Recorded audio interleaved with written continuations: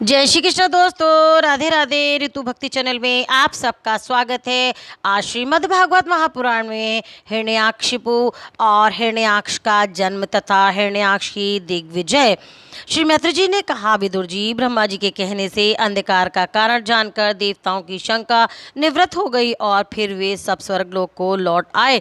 इधर दिति को अपने पतिदेव के कथानुसार पुत्रों की ओर से उपद्रव आदि की आशंका बनी रहती थी। इसीलिए जब पूरे 100 वर्ष बीत गए तब उस साध्वी ने 2 यमज जुड़वे पुत्र उत्पन्न किए।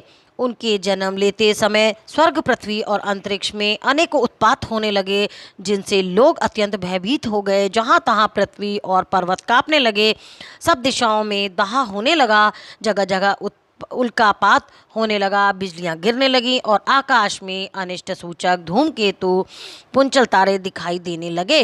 बार बार साए साए करती और बड़े बड़े वृक्षों को उखाड़ती हुई बड़ी विकट और असह्य वायु चलने लगी। उस समय आंधी, उसकी सेना और उड़ती हुई धूल ध्वजा के समान जान पड़ती थी। बिजली जोर जोर से चमक कर मानो खिलखिला रही थी। घटाएं ऐसे सघन रूप धारण किया कि सूर्य, चंद्र आदि ग्रहों में लुप्त हो जाने से आकाश में गहरा अंधेरा छा गया। उस समय कहीं कुछ भी दिखाई ना देता था। समुद्र दुखी मनुष्य की भांति कोलाहल करने लगा। उसमें ऊंची ऊंची तरंगे उठने लगी और उसके भीतर रहने वाले जीवों में बड़ी हलचल मच गई। नदियों तथा अन्य जलाशयों में भी बड़ी खलबली मच गई और उनके कमल सूख गए। सूर्य और चंद्रमा बार बार ग्रसे जाने लगे तथा उनके चारों ओर अमंगल सूचक मंडल बैठने लगे। बिना बादलों के ही गरजने का शब्द होने लगा तथा गुफाओं में रथ की घरघराहट सा शब्द निकलने लगा। गांव में गीदड़ और उल्लुओं का भय शब्द के साथ ही सीढ़ियाँ मुख से दहकती हुई आग उगलने लगी। अमंगल शब्द होने लगे। जहाँ तहाँ कुत्ते अपनी गर्दन ऊपर उठाकर कभी गाने तो कभी रोने के समान भांति भांति के शब्द करने लगे। विदुर जी झुंड के झुंड गधे और अपने कठोर खुरों से पृथ्वी खोदते और रेंगने का शब्द करते मतवाले होकर इधर उधर दौड़ने लगे। पक्षी गधों के शब्द से डरकर रोते चिल्लाते अपने घोंसलों से दौड़ने लगे। अपनी सिरकों से बंधे हुए और वन में चढ़ते हुए गाय, बैल आदि पुरुष डर के मारे मल मूत्र त्यागने लगे। गौएं ऐसी डर गईं, दोहने पर उनके थनों से खून निकलने लगा। बादल पीप की वर्षा करने लगे। देव मूर्तियों की आंखों से आंसू बहने लगे और आंधी के बिना ही वृक्ष उखड़ कर गिरने लगे। शनि, राहु आदि क्रूर ग्रह प्रबल होकर चंद्र, बृहस्पति आदि सौम्य ग्रहों तथा बहुत से नक्षत्रों को लांघकर वक्र गति से चलने लगे तथा आपस में युद्ध करने लगे। ऐसे ही और भी अनेकों भयंकर उत्पात देखकर सनकादिक सिवा और सब जीव भयभीत हो गए तथा उन उत्पादों का मर्म न जानने के कारण उन्होंने यही समझा कि अब संसार का प्रलय होने वाला है। वे दोनों आदि दैत्य जन्म के अनंतर शीघ्र ही अपने फौलाद के समान कठोर शरीर से बढ़कर महान पर्वतों के सदृश हो गए तथा उनका पूर्व पराक्रम भी प्रकट हो गया। वे इतने ऊंचे थे कि उनके सुवर्ण में मुकुटों का अग्रभाग स्वर्ग को स्पर्श करता था और उनके विशाल शरीरों से सारी दिशाएं आच्छादित हो जाती थी। उनकी भुजाओं में सोने के बाजूबंद चमचमा रहे थे। पृथ्वी पर जो वे एक एक कदम रखते थे तो उसमें भूकंप होने लगता था तथा जब वे खड़े होते थे तब उनकी जगमगाती हुई चमकीली करधनी से सुशोभित कमर अपने प्रकाश से सूर्य को भी मात करती थी। वे दोनों यमज थे। प्रजापति कश्यप जी ने उनका नामकरण किया। उसमें से जो उनके वीर से दिति के घर में पहले स्थापित हुआ था उसका नाम हिरण्यकश्यपु रखा और दिति के उधर से पहले निकला वे हिरण्याक्ष के नाम से विख्यात हुआ। हिरण्यकश्यपु ब्रह्मा जी के वर से मृत्यु भय से मुक्त हो जाने के कारण बड़ा उद्धत हो गया था। उसने अपनी भुजाओं के बल से लोकपालों के सहित तीनों लोकों को अपने वश में कर लिया था।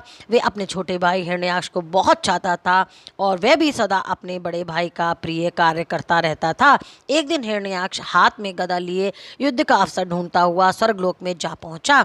उसका वेग बड़ा असह्य था। उसके पैरों में सोने के नुपुरों की झनकार हो रही थी। गले में विजय सूचक माला धारण की हुई थी और कंधे पर विशाल गदा रखी हुई थी। उसके मनोबल, शारीरिक बल तथा ब्रह्मा जी के वर ने उसे मतवाला कर रखा था। इसीलिए वे सर्वदा और निर्भय हो रहा था। उसे देखकर देवता लोग डर के मारे वैसे ही जहाँ तहाँ छिप गए, जैसे गरुड़ के डर के मारे सांप छिप जाते हैं। तब दैत्यराज हिरण्याक्ष ने देखा कि मेरे तेज के सामने बड़े बड़े गर्वीले इंद्र आदि देवता भी छिप गए हैं। तब उन्होंने अपने सामने न देखकर वे बार बार भयंकर गर्जना करने लगे। फिर वे महाबली दैत्य वहां से लौटकर जल क्रीड़ा करने के लिए मतवाले हाथी के समान गहरे समुद्र में घुस गए, जिसमें लहरों की बड़ी भयंकर गर्जना हो रही थी। ज्यों ही उसने समुद्र में पैर रखा कि डर के मारे वरुण के सैनिक जलचर जीव हकबका गए और किसी प्रकार की छेड़छाड़ न करने पर भी वे उसकी धाक से ही घबराकर बहुत दूर भाग गए। महाबली हिरण्याक्ष अनेक वर्षों तक समुद्र में ही घूमता और सामने किसी पक्षी को ना पाकर बार बार वायु वेग से उठी हुई उसकी प्रचंड तरंगों पर भी अपनी लोहमणि गदा को आजमाता रहा। इस प्रकार घूमते घूमते वे वरुण की राजधानी विवाहपुरी में जा पहुंचा।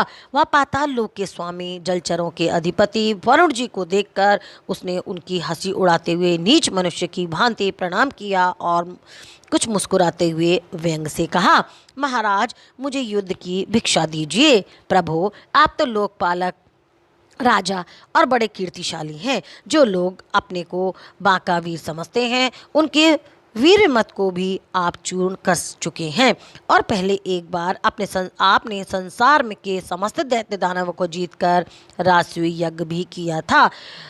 उस मंदोमद शत्रु के इस प्रकार बहुत उपहास करने से भगवान वरुण को क्रोध तो बहुत आया, किंतु अपने बुद्धि बल से वे उसे पी गए और बदले में उससे कहने लगे कि भाई हमें तो अब युद्ध आदि का कोई चाव नहीं रह गया है। भगवान पुराण पुरुष के सिवा हमें और कोई ऐसा दिखता नहीं है जो तुम जैसे रणकुशल वीर को युद्ध में संतुष्ट कर सके। दैत्यराज तुम उन्हीं के पास जाओ, वे ही तुम्हारी कामना पूरी करेंगे। तुम जैसे वीर उन्हीं का गुणगान किया करते हैं, वे बड़े वीर हैं। उनके पास पहुंचते ही तुम्हारी सारी शेखी दूर हो जाएगी और तुम कुत्तों से घिरकर वीर शैया पर शयन करोगे। वे तुम जैसे दुष्टों को मारने और सत्पुरुषों पर कृपा करने के लिए अनेक प्रकार के रूप धारण किया करते हैं। इति श्रीमद्भागवते महापुराणे पारमहंस संहितायां तृतीय स्कंदे हिरण्याक्ष दिग्विजय सप्तदशोऽध्याय संपन्न। बोल कृष्ण भगवान की जय। ओम नमो नारायण भगवते वासुदेवाय नमः।